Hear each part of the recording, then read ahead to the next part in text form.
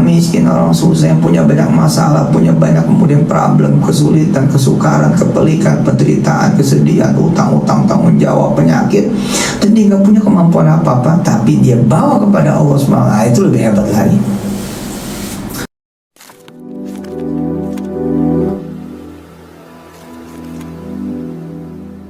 Assalamualaikum warahmatullahi wabarakatuh. Welcome back to my channel Tetibli. Ya teman-teman, kebetulan saya tadi malam sedang makan gitu ya.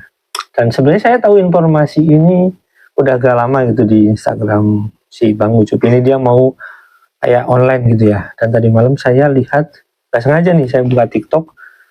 Oh ya, sambil ini ya, sambil mencari-cari informasi, ternyata Bang Ucup sedang online. Nah, yang menariknya adalah setiap dia itu menggambarkan situasi yang dihadapi itu selalu berkaitan dengan ya Musa gitu ya, Nabi Musa teman-teman. Nah, biar lebih komplit ya, nanti saya akan komentari ini dia itu. Dulu video teman-teman, yuk check it out. Kemudian kita malangnya, menderitanya, udah kita nggak punya apa-apa, kita panik, nggak punya apa-apa, kita khawatir, nggak punya apa-apa, kita takut. Masalah itu adalah orang hebat, dia punya apa-apa, terus dia bisa bawa kepanikannya, kekhawatirannya, ketakutannya pada Allah. Tambah hebat lagi, orang miskin, orang susah, yang punya banyak masalah, punya banyak kemudian problem, kesulitan, kesukaran, kepelikan, penderitaan, kesedihan, utang-utang, tanggung jawab, penyakit, dan dia nggak punya kemampuan apa-apa, tapi dia bawa kepada Allah SWT, itu lebih hebat lagi. Di episode ini ya, di tadabbur yang hari ini, saya hanya akan membacakan ayatnya saja, bahkan tanpa terjemahan. Saudara nanti benar-benar baca ujung surat An-Naml ayat 91, 92, 93 disambung dengan surat Al-Qasas ayat 1 sampai dengan 6, dibaca dengan santai, ayat dan terjemahnya, ayat dan terjemahnya, ayat dan terjemahnya. Baca lagi, baca lagi, baca lagi, baca terus, baca terus, baca terus, berulang dan berulang dan berulang, ayat dan terjemahnya, sambil dicatat-catat. Oh, ini yang diomongin sama Yusuf Mansur. Oh, ini yang disebut oleh Yusuf Mansur. I see. Iya. Saya disuruh datang pada Allah. Oh, saya disuruh menyembah kepada Allah. Saya disuruh mendekat kepada Allah. Allah punya segalanya, segala yang kita butuhin, kita perlu. Saya disuruh sama Allah untuk berserah diri. Oke. Pokoknya serahin aja sama Allah dah. Semuanya Allah yang ngasih, yang buka, yang ngehadirin. Allah yang bisa nyingkirin juga, Allah yang bisa nguatin kita, ngelindungin kita. Ini yang disebut Yusuf Mansur. Allah akan membacakan Quran, Allah akan memberikan petunjuk buat siapa yang mau mendapatkan petunjuk dengan membaca Quran seperti sekarang. Oke. Kalau kita baca Quran, ntar kita dapat nih motivasi, inspirasi. Kan kalau kita dapat kalimat bagus ya dari manusia aja, kita jadi senyum, jadi kuat gitu ya, jadi penuh harapan, apalagi nih dari Allah. Nah, nanti kayak gitu tuh, setelah saudara nanti saya bacain ayatnya, habis itu kita selesai dan saudara mulai membaca terjemahnya berulang dan berulang, ayat dan terjemahnya, beli catat. Nanti habis itu kita live lagi. Setelah saudara baca, oh ini ya ceritanya tentang Firaun. Oke. Allah menyuruh kita memuji Allah. Oh, bisa ya kita memuji Allah padahal kita lagi ada kepanikan, kekhawatiran, ketakutan. Oh, bisa ya kita memuji Allah padahal kita merasanya lagi rugi nih. Lagi hancur-hancuran hidup, lagi nggak beres. Kok bisa? Oh, Allah bakal ngasih tunjuk kekuasaannya. Kalau kita bisa makan karena punya duit, Allah nggak berasa tuh kehadirannya. Kalau kita bisa nyokolain anak deh karena semuanya aman-aman aja, ya bisa jadi kita tidak akan merasakan kehadiran Allah. Kalau kita bisa mencapai apa menjadi cita-cita dan impian kita, sedangkan semua terpenuhi syarat dan persyaratannya, ya Allah mungkin nggak bisa kita rasakan kehadirannya, tapi ini nggak punya apa-apa, nggak bisa apa-apa, nggak ngerti apa-apa, di posisi yang bahaya sekali. Masalah numpuk, sebenarnya numpuk, pusing, puyeng, serangan kanan kiri depan belakang atas bawah, aduh, bikin kita nggak bisa ngapa-ngapain. Tapi terus kemudian kita gara-gara mendekat pada Allah, membaca Qurannya, kita berserah diri pada Dia. Nah, menyembah Allah sebenarnya kita menyembah, nggak pakai yang lain, nggak butuh apa dan siapa selain Allah. Terus kita puji Allah, ya udah ya Allah, alhamdulillah aja dah gitu. Allah datang. Iya. Oke Ustadz, saya akan baca ayat 91, 92, 93 ujung surah An-Naml. Oke Ustadz, saya akan baca ayat 1 sampai dengan 6 surah Al-Qasas. Oke. Saya juga jadi tahu bahwa Allah akan melihat reaksi kita, bukan reaksi yang lain. Oke. Allah akan melihat nih, kalau orang dikasih kepanikan, kekhawatiran, ketakutan, ditunjukin sedikit siapa yang disebut, siapa yang diingat, kepada siapa dia bercerita, pada siapa dia mengadu, kepada siapa dia mengeluh, apa tindakannya. Oke Ustaz, saya coba nih akan lihat ayat 91, 92, 93 surat An-Naml ujung, dan ayat 1 sampai dengan 6 surat Al-Qasas. Bismillah Ustaz, mudah-mudahan saya bisa ketemu nih yang bercerita adalah Allah tentang Nabi Musa dan Fir'aun, agar kami percaya kepada Allah. Oke Ustaz, bismillah. Saya coba akan menemukan apa sih kesalahan Fir'aun dan apa kehebatan ibunya Musa. Kita baca ya. A'udzu billahi minasy syaithanir rajim. Silakan dilihat artinya, dipegang Quran, dibuka Quran, mushaf handphone boleh, mushaf cetak, alhamdulillah. Silakan dibuka ayatnya, baca betul ya, baca betul ayat 91, 92, 93 ujung surah An-Naml, pengantar pada surat Al-Qasas, dan baca ayat 1 sampai dengan 6 surat Al-Qasas awal, pengantar kita mentadabburi lebih lagi daripada sebelum-sebelumnya surah Al-Qasas. Pasti manfaat. Allah udah janji, faman ihtada fa innama yahtadi li nafsi. Jangan diabaikan ini bacaan Quran dari Allah. Jangan istilahnya, jangan ditelantarin, jangan nggak diheroin, jangan nggak diperhatiin, jangan nggak ikut baca, jangan nggak ikut dengarkan. Ini manfaat sekali ya. Ayat 6 misalnya, Allah, kalau kita baca tadi, teman-teman baca ayat 6, yang Allah wujudin apa? Kepanikannya, kekhawatirannya, kekalutannya, ketakutannya, keresahannya, kegelisahannya, pikiran-pikiran buruknya, pikiran-pikiran horornya, dramanya, itu yang akan diwujudkan oleh Allah.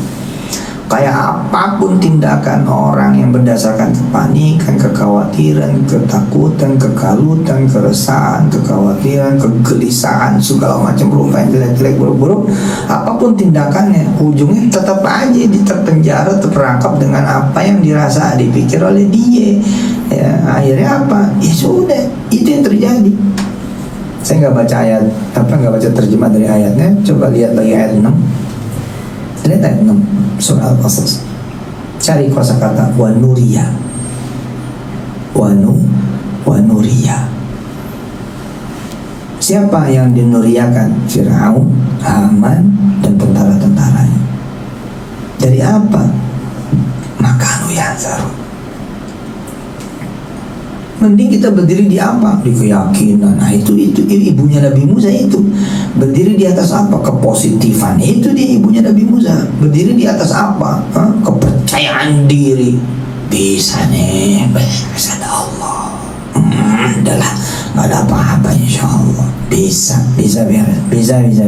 menang, bisa dapat, bisa lolos, bisa lulus, bisa sukses, bisa kaya raya, bisa nikah, bisa punya jodoh, bisa punya suami, bisa punya istri, bisa punya anak keturunan. Gimana bosan? Udah ada Allah. Nah, nanti yang akan dipertunjukkan, diperlihatkan, dihadirkan oleh Allah apa yang boleh kita yakini itu. Kita bilang sama diri kita, sama keluarga, sama anak, sama istri, sama suami, udahlah, beres itu. Insya Allah. Udah tenang aja. Udah, tenang aja. Ada nanti urusannya. Daripada apa? Daripada kemudian kita mikirin yang enggak itu yang akan terwujud, mikirin yang jelek-jelek, yang jelek itu yang akan terwujud, ngomongnya enggak bagus, ya omongan yang enggak bagus itu yang akan terwujud. Jangan. Itu teman-teman videonya. Nah teman-teman, di video itu ya saya sering bukan mencari tahu sebenarnya ya setiap video yang saya unggah itu kalau hubungannya dengan ceramah, dia itu sering mengambil referensi gitu, walaupun itu ya katakanlah di dalam Al-Quran gitu ya, dia itu sering mengambil referensi yang berkaitan dengan Bani Israel, baik itu Nabi Sulaiman ya, atau itu Nabi Musa. Nah, tapi yang paling sering ini adalah Nabi Musa. Yang paling menarik dari perkataan Yusuf Mansur itu, dia itu kan dulu pernah menggambarkan kalau dia itu Musa kecil. Nah, yang jadi pertanyaan ketika posisinya seperti ini, apalagi dia menggambarkan bahwasanya kalau Anda sedang orang miskin itu sedang susah itu sebaiknya Anda itu ya pokoknya ya mencoba mempelajari ini gitu dan menyerahkan diri kepada Allah. Artinya adalah dia itu mungkin menggambarkan informasinya dia itu sedang menggambarkan kepada Anda sebagai rakyat miskin yang sedang terzolimi gitu ya.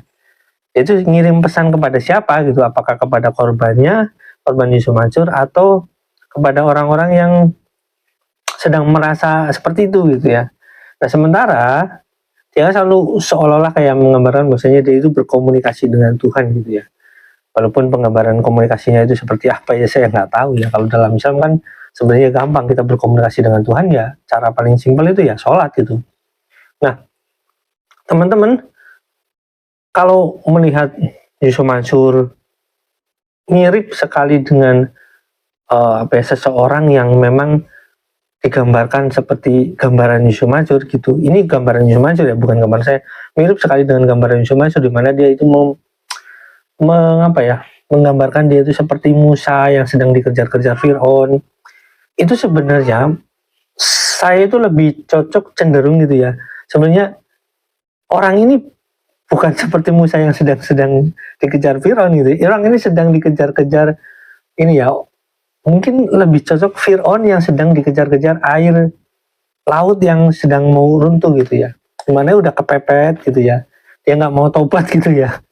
Sampai dikisahkan itu, kalau kita melihat beberapa kisah saya nggak mau ngebahas ini Israiliyat atau apa, tapi dalam satu gambaran dikisahkan bahwasanya si Firaun ini ketika dia benar-benar terpojok gitu ya, ini tafsirannya macam-macam teman-teman, walaupun ada yang dari Israiliyat, ada yang dari Al-Quran atau bagaimana tafsirannya, tapi macam-macam bahwasanya kalau misalkan kalaupun dia mau tobat, pada akhirnya mau tobat pun, itu malaikat pun nggak ridho gitu ya. Jadi ini gambaran Yusuf Mansur, apakah dia menggambarkan dia itu yang sedang dikejar sebagai Musa, karena pengikutnya banyak nih. Musa ini kan pengikutnya banyak, ada sekitar 70.000 gitu ya, atau dari 12 kabilah Yahudi tentunya. Apakah ini golongan daripada Musa yang membawa rombongan ini, atau Fir'aun yang membawa pasukan gitu ya. Karena kalau kita melihat Yusuf Mansur sekarang ini ya, Yusuf Mansur itu lebih dikejar pada orang-orang yang menjadi korban gitu ya. Nah, si orang-orang yang menjadi korban ini sudah punya kekuatan untuk melawan itu. Jadi kalau digambarkan sebagai Fir'aun pun nggak cocok, karena Fir'aun sedang berkuasa pada saat itu. Tapi kalau menggambarkan sebagai satu yang kekuatan yang lebih tinggi daripada si Fir'aun ini, yaitu misalnya kekuatan yang memang dianugerahkan kepada Nabi Musa pada saat itu, tentu saja itu mukjizat ya, dimana Fir'aun dan pasukannya dikejar-kejar oleh air gitu, air laut itu yang sedang mau menutup menutup jalannya Fir'aun itu, sehingga mereka berlari kencang, berlari cepat menghindar. Tetapi pada akhirnya ya nggak bisa menghindar, bahkan sampai tenggelam di air laut itu. Dan ketika dia mau ya tobat gitu ya, tobat dan mengakui Tuhannya Musa, ya malaikat nggak ridho gitu ya. Nah, apakah penggambaran ini merupakan suatu gambaran yang akan terjadi pada Yusuf Mansur, atau ya mudah-mudahan ya kita berharap Yusuf Mansur ini bisa bertobat dan bisa memberikan, ya meminta maaf gitu pada korbannya. Saya katakan Yusuf Mansur seharusnya meminta maaf pada korbannya. Faktanya dia nggak mau meminta maaf, dia cuma bilang basa-basi kalau ke media. Ya kalau saya ada salah kayak itu kan bukan minta maaf ya, bukan gambaran sebagai orang yang apa ya, ibaratnya dia sebagai seorang diustadkan gitu ya. Harusnya dia memberikan contoh yang baik gitu pada orang-orang yang bahkan sudah meninggal dunia. Ada beberapa orang yang menjadi korban Yusuf Mansur yang meninggal dunia, dan seharusnya Yusuf Mansur ini itu dengan sangat sadar dia itu datang kepada mereka dan berbelasungkawa dan meminta maaf kepada keluarga, dan hutang-hutang Yusuf Mansur itu dilunasi. Seharusnya seperti itu, jangan sampai seperti Fir'aun yang dikejar-kejar air laut dan dia bertobat. Gak bisa, percuma saja. Bayangin aja, ada kerajaan, ada apa namanya, piramida, ada ya mungkin ada emas, ada cawan apa saja yang pada akhirnya ditinggalkan sama si Fir'aun itu dan tidak tersisa apa-apa. Ini kalau kita ngibaratin Yusuf Mansur, misalkan Yusuf Mansur punya warung steak, dan kita juga nggak tahu ada punya apa lagi, punya harta apa lagi, punya mobil yang suka dipamerkan, dia punya kekuasaan apa aja. Percuma saja, semua itu akan ditinggalkan. Jadi ingat ya, ini buat teman-teman, bukan buat ucup ya, karena percuma saja mengingatkan dia ya. Yang bisa membuka hati seseorang itu kan cuma Allah. Jadi saya ingatkan pada teman-teman jangan sampai seperti si Fir'aun ini gitu ya. Jangan sampai ya, ini buat teman-teman. Oke, ini cuma ingatkan ya bahwasanya apapun yang Anda miliki sekarang gitu ya, apapun yang Anda miliki sekarang, mau gedung mewah, mau restoran apapun gitu yang Anda miliki sekarang, kalau memang Allah sudah menghendaki Anda untuk melunasi itu semua dengan cara kematian yang tragis, ya Anda akan mati gitu ya, percuma saja. Ingat ya, warung steak modalnya dari mana? Bisa jadi modalnya dari batu bara, investasi batu bara yang sekarang sedang menuntut, bisa jadi dari patungan usaha, bisa jadi dari tabung dana. Itu baru warung steaknya, bukan yang belum yang lain, ada flight train atau apa, atau kita nggak tahu nih, ada surat berharga apa aja yang dimiliki Yusuf Mansur, dan mungkin dan itu juga percuma akan ditinggalkan gitu ya teman-teman. Oke teman-teman, sampai di sini jangan lupa like, subscribe, dan komen, jangan lupa juga share. Wassalamualaikum warahmatullahi wabarakatuh. Bye.